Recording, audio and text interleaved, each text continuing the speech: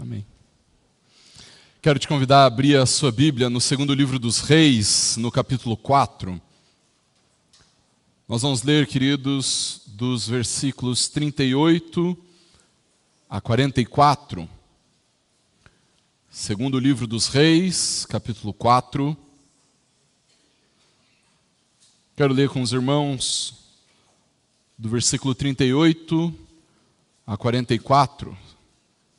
Segundo Reis 4, do 38 ao 44, a palavra do Senhor diz assim: Eliseu voltou para Gilgal. Havia fome naquela terra. Quando os discípulos dos profetas estavam sentados diante dele, Eliseu disse ao seu servo: Ponha a panela grande no fogo e faça um cozido para os discípulos dos profetas. Então um deles saiu para o campo a fim de apanhar ervas.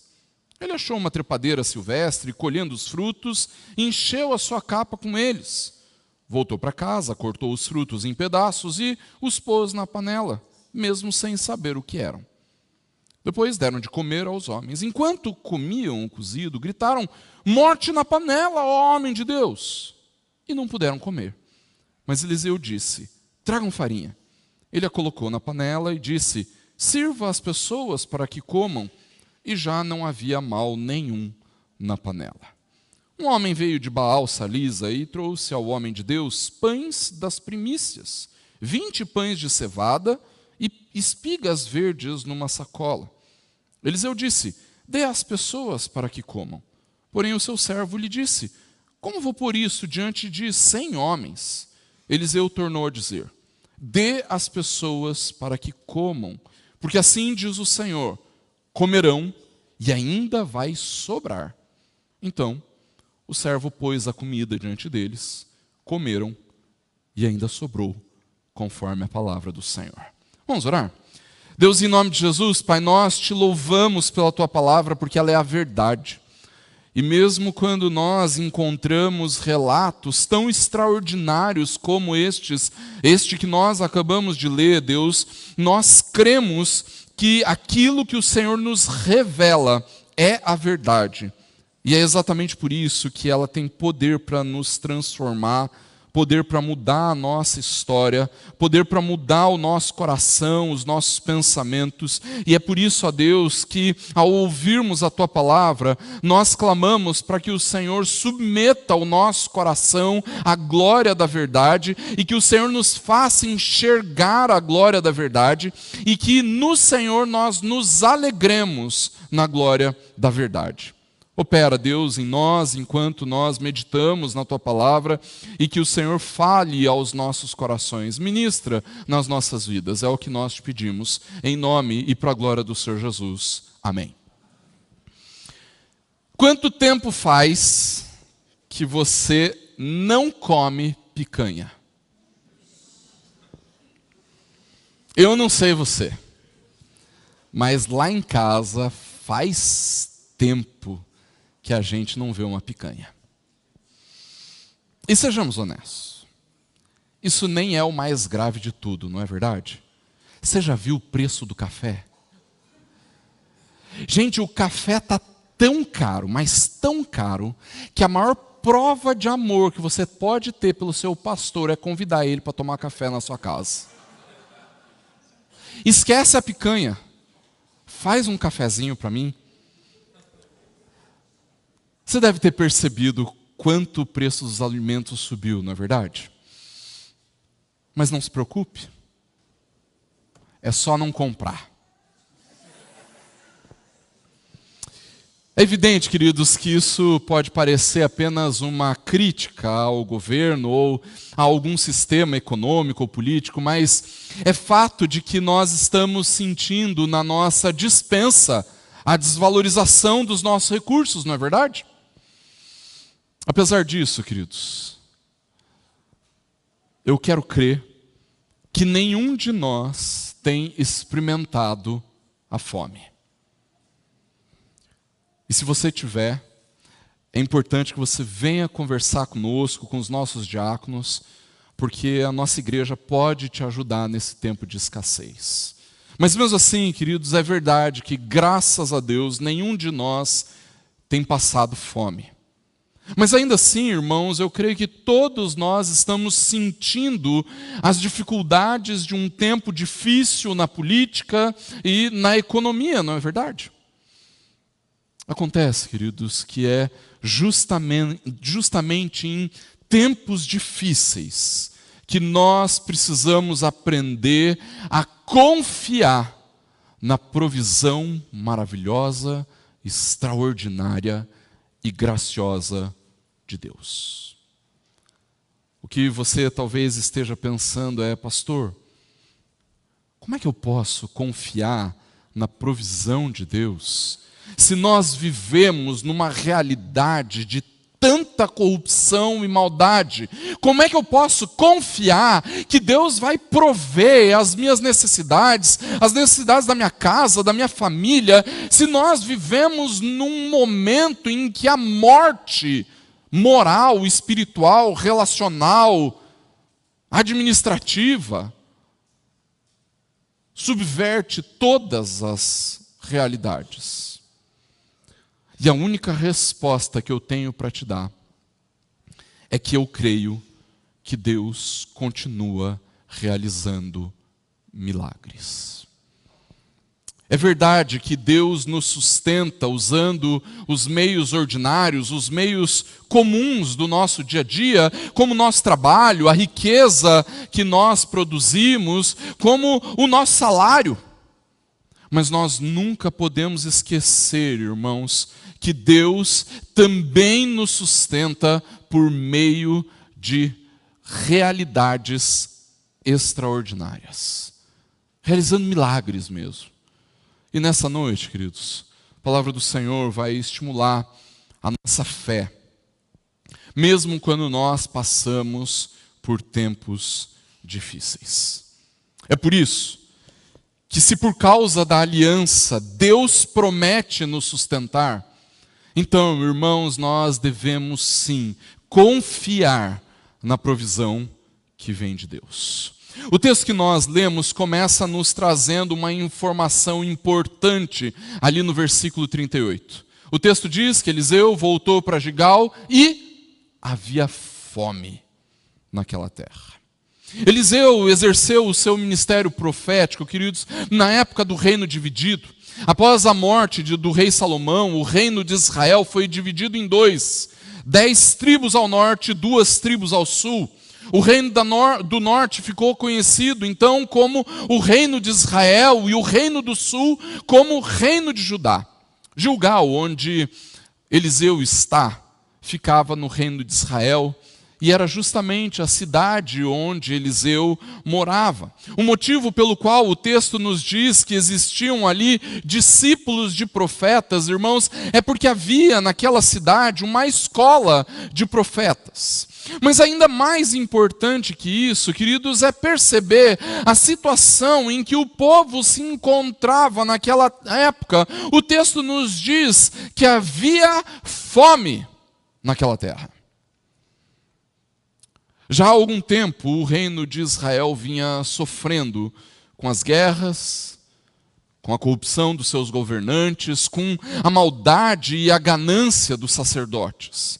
E por causa disso tudo, queridos, o Senhor Deus estava demonstrando o seu juízo contra a impiedade daqueles que deveriam viver como povo de Deus, mas que haviam abandonado a aliança e virado as costas para o Senhor. É nesse contexto, irmãos, de idolatria, de corrupção, de maldade, que o Senhor levantou Elias e depois dele Eliseu para confrontar o pecado do povo de Israel, mas também para anunciar o juízo de Deus que viria por causa da falta de arrependimento. Eu sei que você provavelmente quer que eu faça uma associação de corrupção do governo de Israel com a corrupção que nós vemos nos nossos governantes, nos governantes do nosso país. No entanto, eu gostaria que você fosse um pouco mais cauteloso ao fazer esse tipo de associação. E eu digo isso, queridos, Não porque eu tenha qualquer simpatia a este ou qualquer outro governo, mas simplesmente pelo fato de que os governantes normalmente expressam a realidade da cultura onde eles estão. Os reis de Israel eram corruptos, perversos e idólatras, porque eles viviam numa realidade de corrupção, perversidade e idolatria. E com isso, queridos, eu não estou dizendo de forma alguma que o homem se torna mal por causa da sociedade onde ele vive, mas o que eu estou dizendo, irmãos, é que por causa do pecado, nós vivemos em um mundo corrupto e perverso. Num mundo mau. E quanto mais um povo se entrega à sua própria corrupção, e à sua própria maldade, e à sua própria imoralidade, e à sua própria perversidade, mais, entre aspas, normal, essas maldades vão se tornando. O pecado do povo de Israel era demonstrado nos seus reis. Da mesma forma que o pecado do povo brasileiro é demonstrado nos seus governantes. É por causa do pecado do povo e por causa do pecado dos governantes que todos acabam sofrendo. Seja com a fome, com a injustiça, com a maldade, com a morte. Mas é exatamente em contextos como esse que o Senhor demonstra a sua provisão maravilhosa, extraordinária e graciosa. Por isso, queridos, nós precisamos confiar na provisão do Senhor. E nós precisamos confiar na provisão do Senhor, em primeiro lugar, queridos, porque Deus tem um compromisso com a vida. Nós precisamos confiar na provisão do Senhor, porque Deus tem um compromisso com a vida. E preste bem atenção, porque a explicação desse ponto não é tão simples. Veja, toda a narrativa do capítulo 4 do segundo livro dos Reis, queridos, nos mostra que o reino do norte, o reino de Israel, estava imerso numa realidade de morte. Uma cultura de morte dominava sobre todo o reino. Se você tiver com a sua Bíblia aberta aí, eu quero te convidar a acompanhar comigo o desenrolar deste capítulo 4. A primeira narrativa desse capítulo, no capítulo 4, dos versículos 1 a 7, nos mostra uma mãe desesperada. Tão desesperada, a ponto de precisar entregar os seus filhos como escravos para saldar as dívidas que ela possuía. Essa mulher, queridos, era viúva de um discípulo de profeta.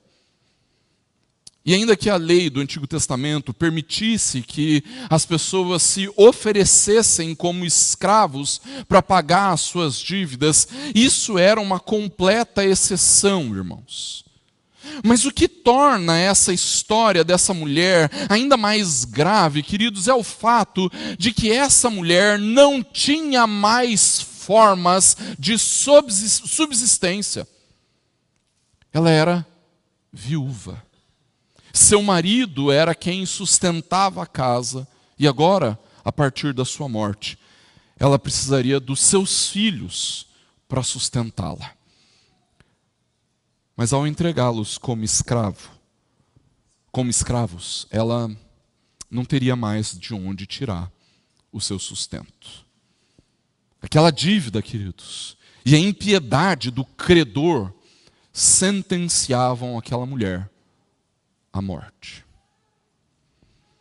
Na narrativa seguinte, dos versículos 8 a 37, um texto, a maior parte do capítulo 4, na verdade, essa realidade de morte se torna ainda mais clara. Um casal reconhece no profeta Eliseu um homem de Deus. E por causa disso, queridos, eles construíram um quarto para que ele se hospedasse na sua casa todas as vezes que ele passasse pela cidade de Sunem.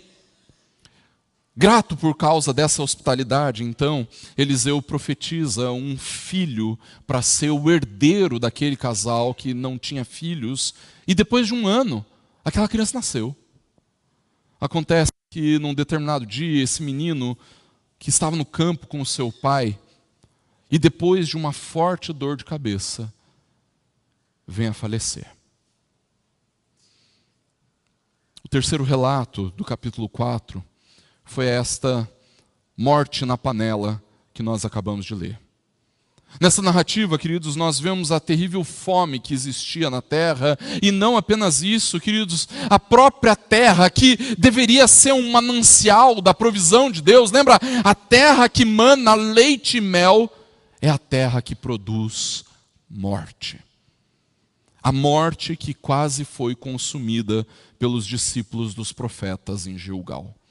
Então, o último relato, queridos, pode não aparentar a morte como nos três primeiros, numa primeira olhada. No entanto, queridos, se nós observarmos com atenção a escassez em que eles viviam, já demonstra essa realidade dominada pela morte que existia ali em Israel. Irmãos, mas não apenas isso. Dá uma olhadinha no versículo 42.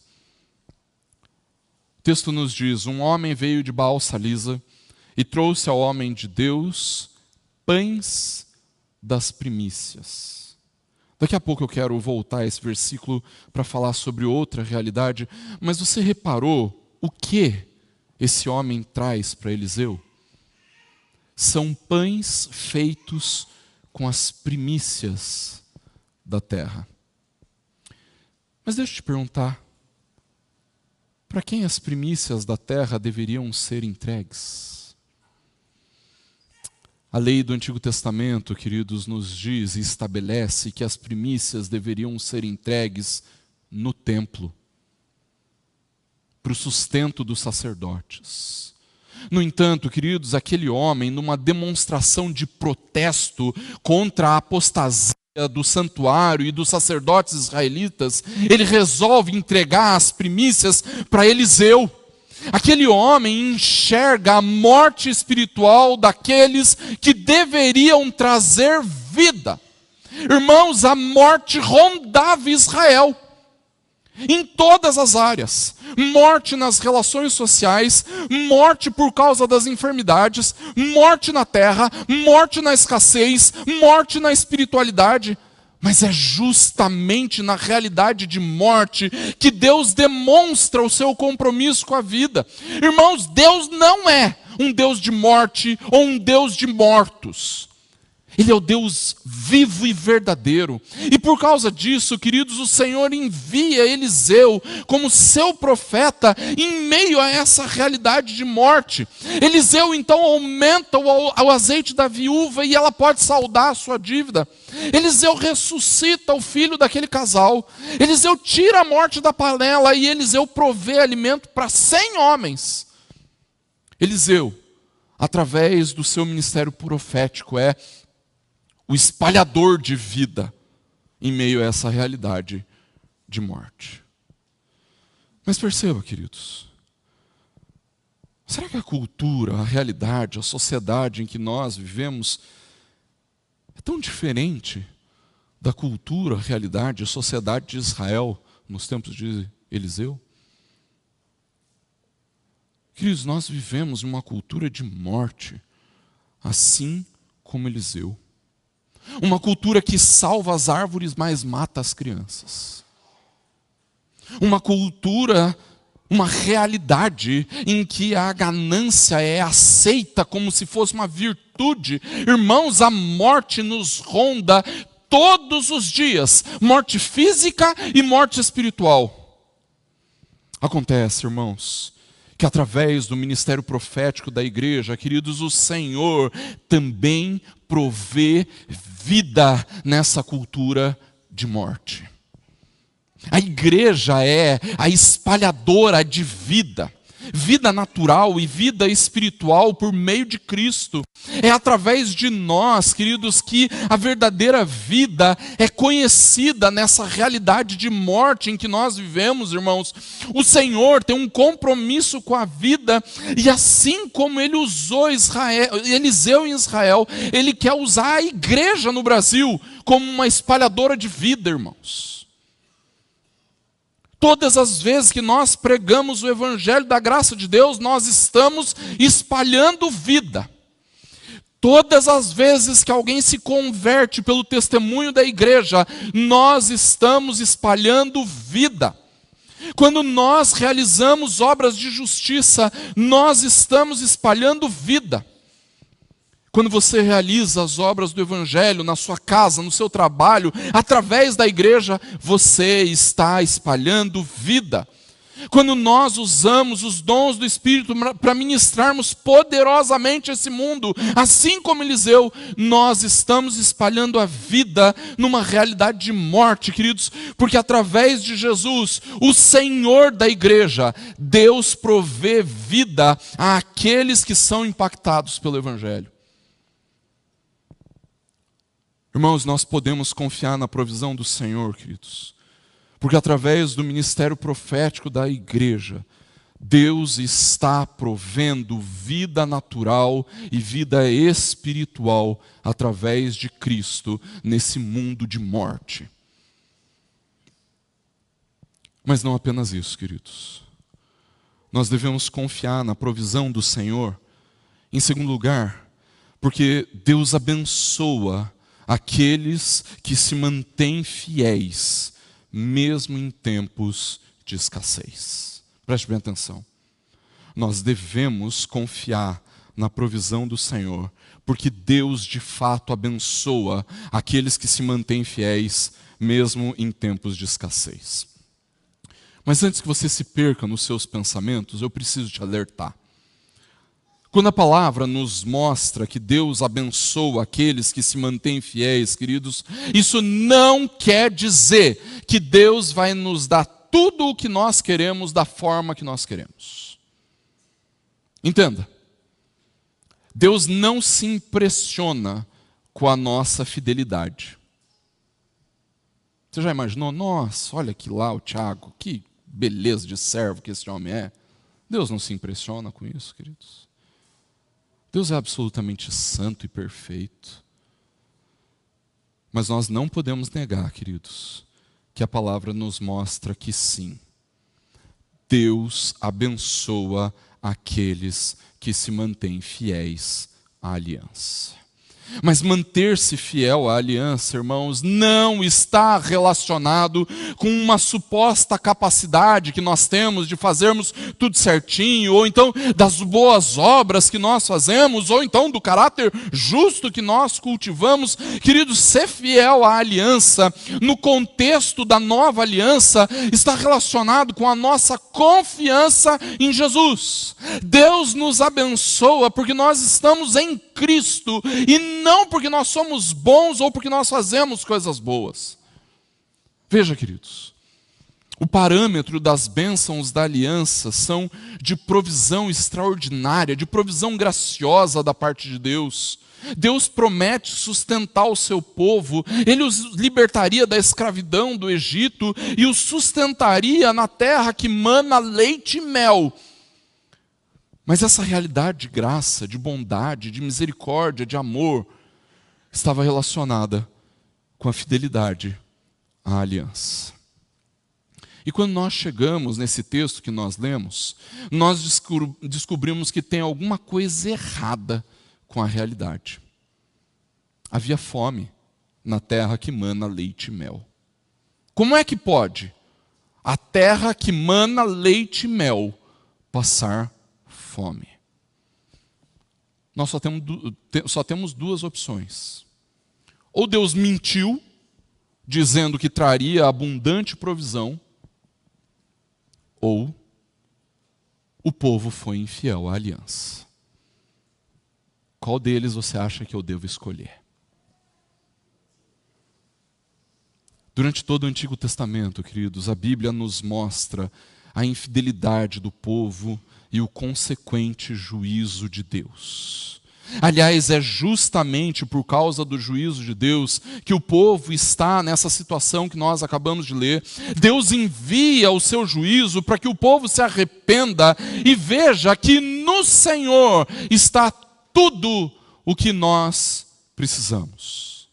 Nós acabamos de cantar. Ele é o ar que respiramos, tudo para nós. Se por causa do pecado e da idolatria, queridos, o Senhor traz juízo sobre o seu povo, por causa da sua graça e bondade, Ele mesmo provê as necessidades daqueles que se mantêm fiéis em tempos de escassez. O texto que nós lemos sobre a morte na panela e sobre a multiplicação dos pães por intermédio de Eliseu, queridos, nos mostram essa realidade gloriosa de provisão. Através de Eliseu, queridos, o Senhor provê as necessidades para aqueles que não têm mais recursos. E por que a figura de Eliseu é tão importante para compreendermos essa provisão de Deus sobre o seu povo, irmãos? Porque Eliseu é a demonstração da presença de Deus no meio do seu povo. E sabe como é que nós podemos perceber isso, queridos? Lembra que eu disse que nós voltaríamos no ponto em que o homem apresenta as primícias para Eliseu? Queridos, a lei de Moisés estabelecia que ele devia apresentar as primícias no templo. No entanto, ele via a corrupção e a apostasia da religião em Israel, e ele reconhece em Eliseu o homem de Deus. Para aquele homem, Eliseu é o lugar da entrega das primícias. Para aquele homem, Eliseu é o templo vivo, a demonstração da presença de Deus em meio ao seu povo. No entanto, queridos, nós precisamos lembrar que Eliseu não está mais conosco. Não é verdade? Acontece que o Senhor proveu um Eliseu melhor para nós. Um Eliseu ainda mais perfeito. Um Eliseu ainda mais excelente. Eliseu não está mais aqui, mas Jesus está. Jesus é o templo vivo que foi derrubado e reconstruído em 3 dias. Jesus é a demonstração da presença de Deus em meio à igreja. E por causa de Jesus, queridos, Deus nos abençoa em tempos de escassez. Irmãos, falar sobre essa provisão maravilhosa, extraordinária e graciosa nos nossos dias parece até um pouco difícil, porque o contexto em que nós vivemos é um contexto de extrema ganância, de idolatria das coisas do mundo. Como o apóstolo João diz, queridos, tudo o que existe no mundo são os desejos da carne, os desejos dos olhos e a soberba da vida. E quando nós falamos sobre provisão, normalmente nós temos a tendência de pensar que Deus está, entre aspas, obrigado, como se Deus se sentisse obrigado a alguma coisa, como se Deus estivesse obrigado a realizar os nossos desejos cobiçosos. E não se engane, irmãos. O único motivo pelo qual nós trocamos um carro excelente por outro melhor é a nossa cobiça. O único motivo pelo qual nós trocamos um celular que funciona por outro mais avançado é a cobiça dos olhos. O motivo pelo qual nós trocamos aquela TVzona por outra ainda maior e melhor são os desejos da carne que dominam o nosso coração. Infelizmente, queridos, nós não somos diferentes do mundo em que nós vivemos. E assim como todas as outras pessoas, nós também somos muitas vezes movidos pela ganância. Acontece que o Senhor não tem um compromisso com a nossa ganância. Ele se compromete com o nosso sustento. Deus, por causa da sua graça, da sua misericórdia e bondade, está sim comprometido em prover as nossas necessidades em Cristo.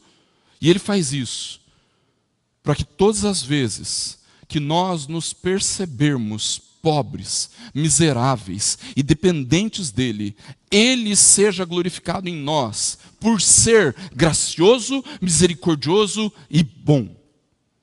É quando nós nos vemos esgotados, sem recursos, sem confiar nas nossas riquezas, que nós de fato vamos olhar para Ele como aquele que nos sustenta. O versículo 43 do texto que nós lemos nos mostra a confiança de Eliseu na palavra do Senhor. Pode servir os pães às pessoas, porque o Senhor falou: comerão e ainda vai sobrar. Nós podemos confiar na provisão de Deus em tempos de escassez, queridos, porque assim como Eliseu, que depositava sua fé na palavra de Deus, irmãos, nós depositamos a nossa fé em Cristo. A nossa fidelidade à aliança não é um mérito, a nossa fidelidade está na confiança que nós depositamos em Cristo. A fé que temos em Jesus é o que de fato sustenta a nossa fidelidade a Deus. Por isso, em último lugar, nós devemos confiar na provisão do Senhor, porque Deus quer demonstrar a chegada do seu reino glorioso. Semana passada, viralizou um vídeo de um antigo comediante evangélico falando a respeito da sua decepção com a igreja, com a fé e principalmente com Deus. Entre as coisas que ele dizia, uma frase em especial me chamou a atenção.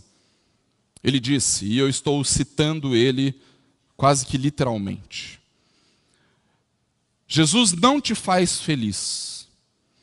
Ele não aparece, ele não fala, você sofre pra caramba, e quando acontece uma coisa boa, você diz, foi ele que me deixou feliz.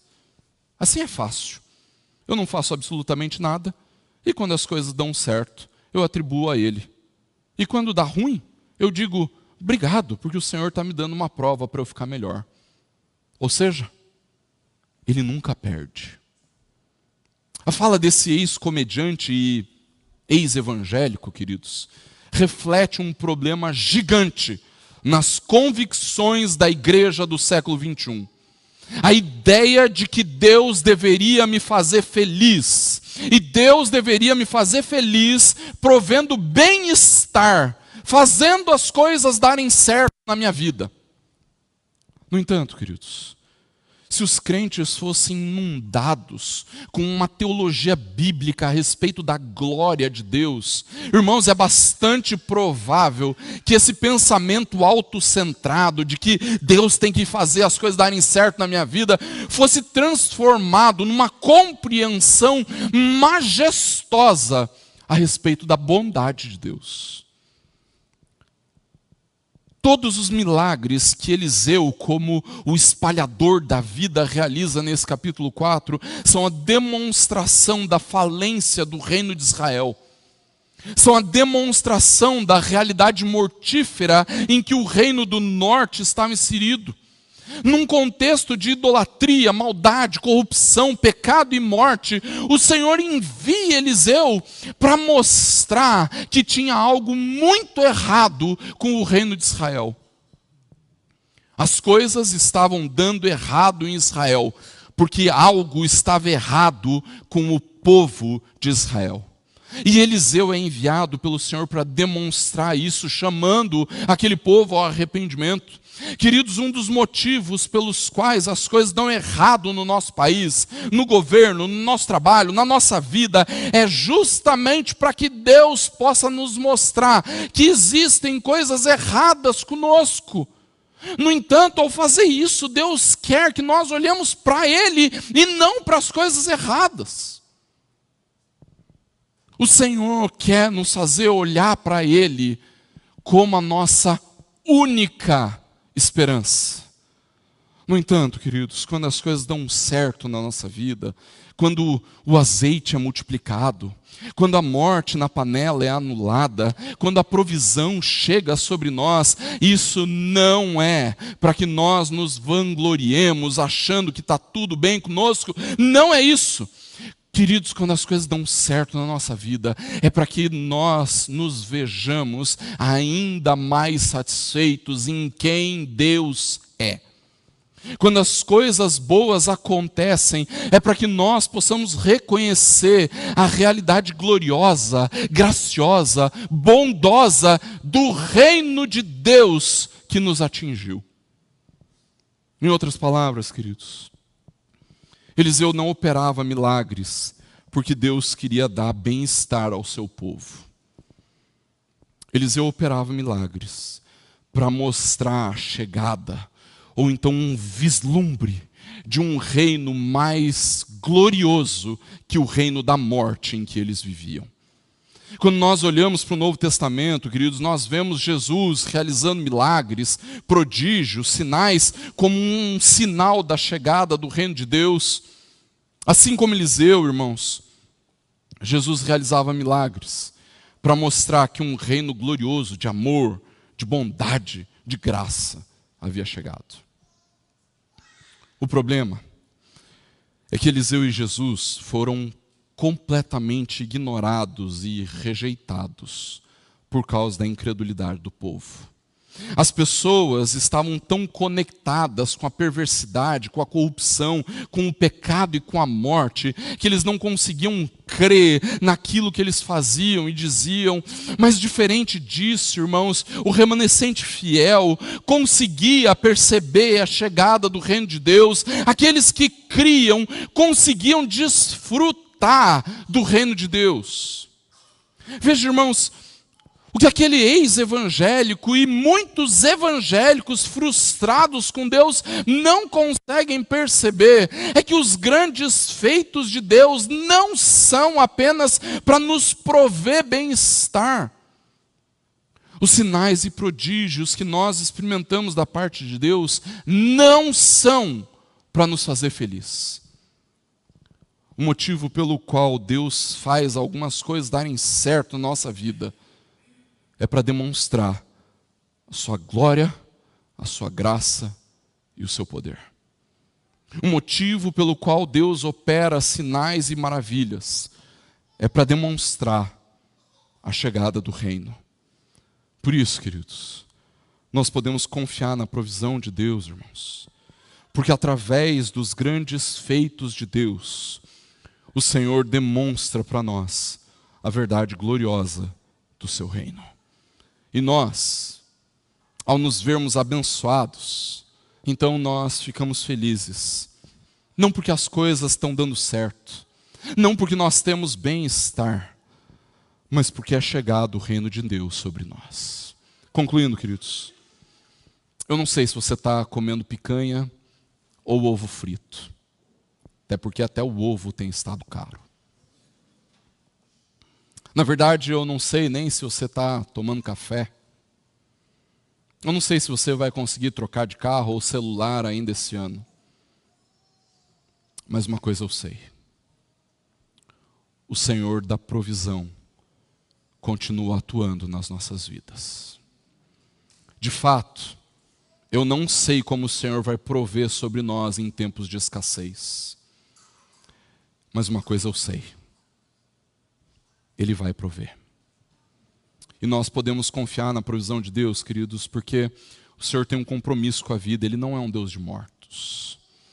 Nós podemos confiar na provisão de Deus, queridos, porque o Senhor abençoa aqueles que vivem em fidelidade à aliança, mesmo em tempos de escassez.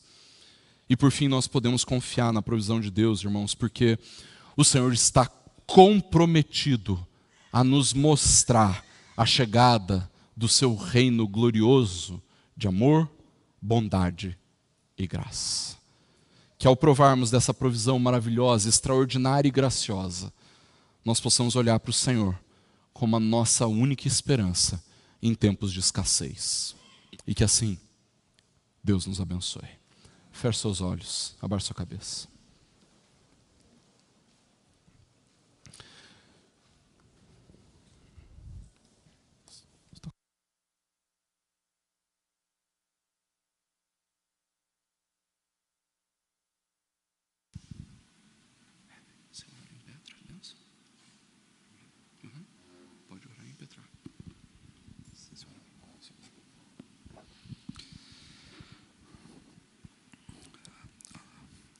Não entendi por que eu vou orar pela provisão.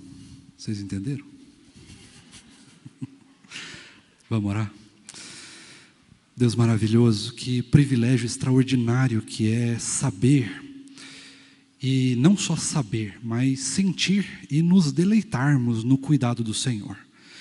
Esse cuidado extraordinário que vai além das nossas forças, quando nós estamos muito ocupados a olhar para aquilo que é comum do dia a dia, como as provisões normais, mas o Senhor está provendo para a gente muito além das nossas expectativas, daquilo que a gente pensa, daquilo que a gente acha, ou mesmo daquilo que a gente pode imaginar. O Senhor é maravilhoso, extraordinário, bondoso, e o teu cuidado, Deus, se estende para nós muito além desse mundo, mas se estende para a eternidade. E nós te louvamos por causa do teu cuidado, nós te louvamos por causa das coisas maravilhosas, extraordinárias, mas também nós te louvamos pelas coisas ordinárias que o Senhor faz todos os dias, provendo as coisas pequenininhas que nós muitas vezes não damos valor. Continua, por favor, cuidando do nosso coração, continua ministrando nas nossas vidas, continua fazendo com que a gente possa entender e viver de maneira tão alegre por saber que nós dependemos de um Deus que provê tudo que nós precisamos e muito mais do que nós podemos imaginar. Louvado, exaltado, engrandecido seja o nome do Senhor por todas as coisas e por muito mais. Agora que nós nos despedimos aqui, pedimos que o Senhor tenha misericórdia de nós, que o Senhor nos ajude a compreender as coisas grandiosas e pequenas que o Senhor está fazendo nas nossas vidas, ou mesmo ao redor de nós. Agora que vamos para casa, que essa semana seja uma semana de vitória, uma semana de vitória contra o pecado, de vitória contra o maligno, mas que essa semana também seja uma semana do deleite na provisão do Senhor. Nem que para isso nós possamos apenas nos deleitar no simples fato de que o Senhor está nas nossas vidas e conhece quem nós somos e o que nós precisamos. Ministra de graça nas nossas vidas, é o que nós clamamos ao Senhor nessa noite, em nome de Jesus. E que a maravilhosa graça do nosso Senhor e Salvador Jesus Cristo, o amor imenso de Deus, o nosso Pai, a comunhão, o conforto e o fruto do Santo Espírito do Senhor seja conosco, hoje e para sempre. Amém.